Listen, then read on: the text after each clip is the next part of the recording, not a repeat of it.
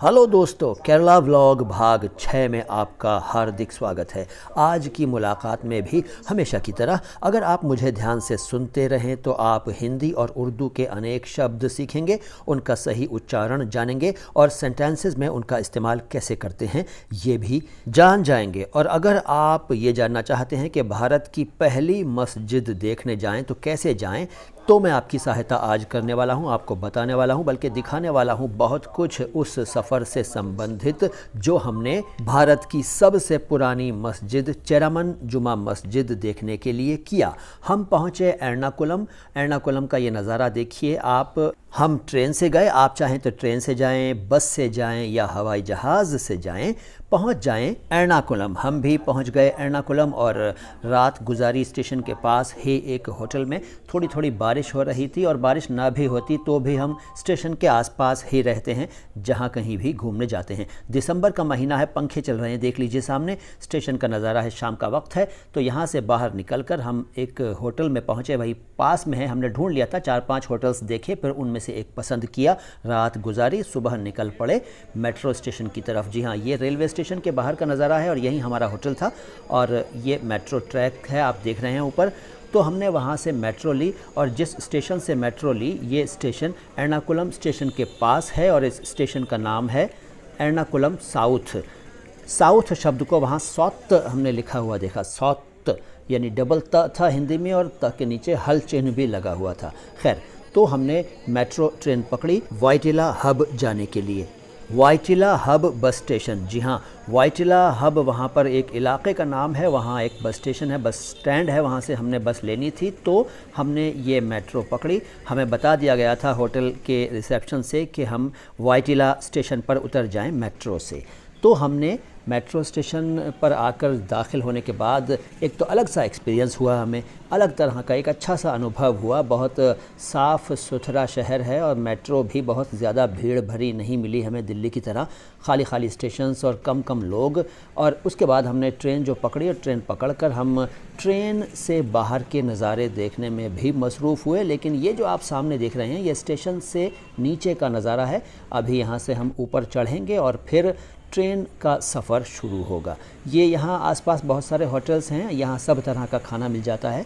खाने के होटल भी हैं, रहने के होटल भी हैं, मतलब रेस्टोरेंट भी हैं और रहने का इंतज़ाम भी यहाँ कई जगह है होटलों में।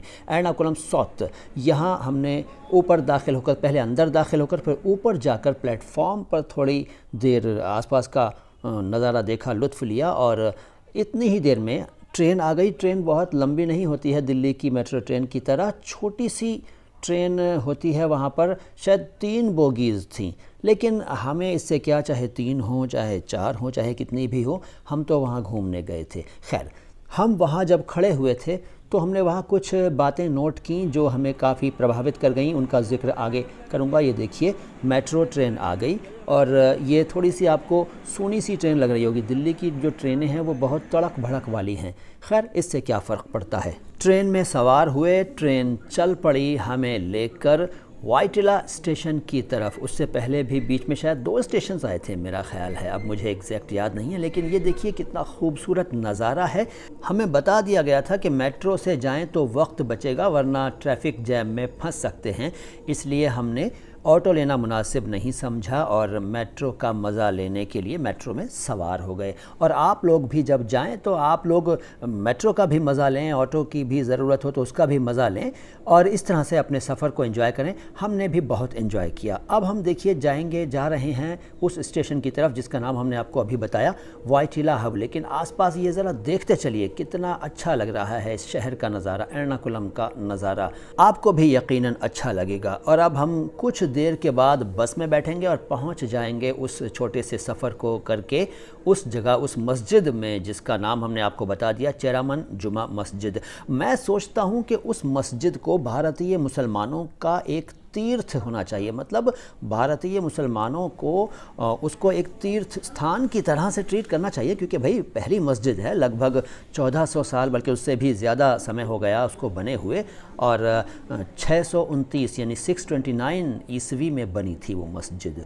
तो उसको देखने का एक क्रेज़ था, एक अजीब तरह की फ़ीलिंग आ रही थी हम जब जा रहे थे उस मस्जिद को देखने। अच्छा, अभी हम जब पहुँचेंगे बस स्टेशन या बस स्टैंड या बस अड्डा, तो वहाँ पर एक हमने नई चीज़ की थी। हमने देखा था कि वहाँ एक साहब जिनके दोनों हाथ नहीं थे और वो गले में लॉटरी के टिकट लटकाए हुए थे। केरला में लॉटरी के टिकट बेचना ख़रीदना कोई मना नहीं है, तो हमने वहाँ जब देखा कि इस तरह से टिकट बिक रहे थे, तो हमारे परिवार ने राय दी कि उन साहब से हम टिकट ख़रीद लें, कम से कम एक टिकट ले लें। तो हमने 40 रुपीज़ का एक टिकट लिया था वहाँ पर उन साहब से। तो उन्होंने हमें थोड़ी सी कमज़ोर हिंदी में कहा कि आप इसमें से यानी इन टिकटों में से एक टिकट ले लीजिए, जो उन्होंने हमारी तरफ इशारे से दिखाया, और इशारा भी सिर से किया था क्योंकि उनके गले में टिकट लटके हुए थे, और ये कहा उन्होंने कि हमारी जेब में पैसे डाल दीजिए। तो हमने उन टिकटों में से यूँ ही एक टिकट निकाल लिया 40 रुपीज़ का, और वो 40 रुपीज़ हमने उनकी जेब में डाल दिए।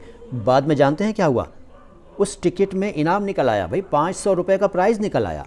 खैर, ये एक अलग तरह का अनुभव था। बहुत सारी नई नई चीज़ें हमने वहाँ नोट की, जैसे कि हमने एक ये बात भी वहाँ देखी कि वहाँ की जो बसेज़ हैं ना, उनमें जगहों के नाम इंग्लिश या हिंदी में नहीं होते हैं, वहाँ की भाषा मलयालम में ही होते हैं। ये बात हमने ख़ास तौर पर नोट की। और बसों के अंदर जो डायरेक्शंस, जो इंस्ट्रक्शंस लिखे होते हैं, जो भी कुछ लिखा होता है, जैसे हमारे यहाँ होता है ना विधायक सीट या महिला सीट या इस तरह की चीज़ें लिखी होती हैं, तो वो भी वहाँ मलयालम में ही लिखी हुई थी, और हिंदी या इंग्लिश हमें कहीं भी लिखी हुई नहीं मिली। खैर, वाइटिला उतर के हमने जब देखा कि बसों की लाइन लगी हुई थी, उस बस स्टेशन पर बहुत सारी बसेज़ थीं, प्राइवेट भी थीं और सरकारी बसें भी थीं।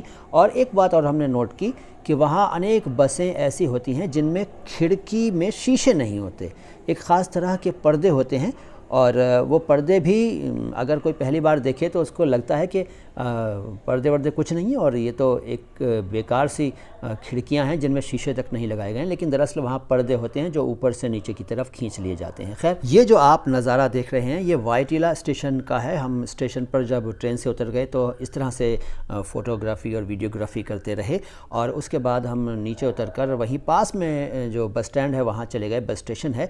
और यहाँ का टिकट जो था मेट्रो का, वो शायद 20 रुपीज़ था, हमें याद पड़ रहा है। और इसके अलावा बस पकड़ने के बाद कोडंगलूर जाने का जो टिकट था, किराया था, वो भी कोई बहुत ज़्यादा नहीं था, मुनासिब था, हमें कोई ज़्यादा टिकट वहाँ नहीं लगा।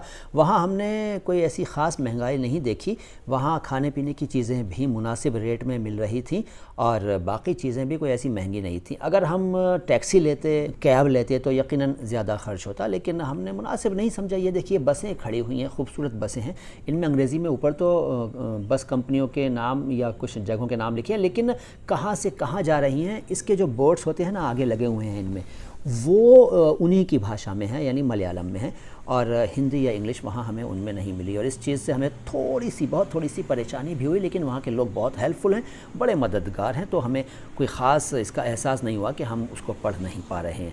इस तरह से ये देखिए हम बस पकड़कर चल पड़े हैं। अब बस जा रही है शहर में होती हुई, इसी शहर में यानी कि एर्नाकुलम में ही।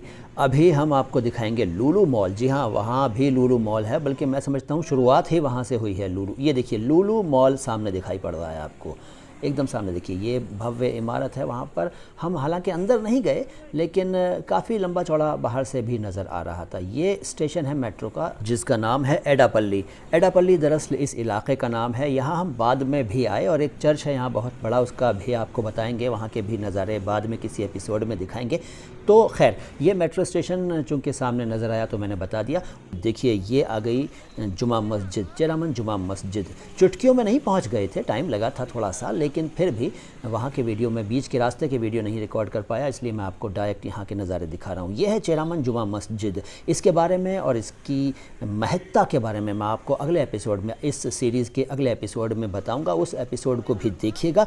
और इससे पहले वाले हमारे जो एपिसोड्स हैं इस सीरीज़ के, केरला व्लॉग्स सीरीज़ के, उनको भी देखिएगा और यकीन मानिए आपकी जानकारी बहुत बढ़ेगी। और अगर आप इस मस्जिद से संबंधित थोड़ी सी भी जानकारी रखते हैं तो मुझे कमेंट बॉक्स में ज़रूर बताइएगा। मैं आपको बहुत अच्छी अच्छी चीज़ें बताऊंगा इससे संबंधित, और अंदर के जो नज़ारे दिखाऊंगा ना अगली मुलाकात में, यकीन मानिए आपको मज़ा आ जाएगा। आपका धर्म चाहे कोई भी हो, लेकिन भारत की एक ऐतिहासिक बिल्डिंग, एक ऐतिहासिक मस्जिद को देखने में आपको भी यकीनन अच्छा लगेगा। उस बस ने जिसमें हम आए थे हमें मस्जिद के ठीक बाहर ही उतार दिया था, हमें ढूंढना या घूमना या भटकना नहीं पड़ा। खैर, यहाँ की बातें अगली मुलाकात में। लाइक कर दीजिए इस वीडियो को, और चैनल को सब्सक्राइब नहीं किया है तो सब्सक्राइब कर लीजिए। Thank you. मैं हूँ मोइन शम्सी और चैनल है हिंदी और उर्दू शब्दों के शुद्ध उच्चारण को समर्पित अपनी तरह का एकमात्र channel my Hindi my Urdu.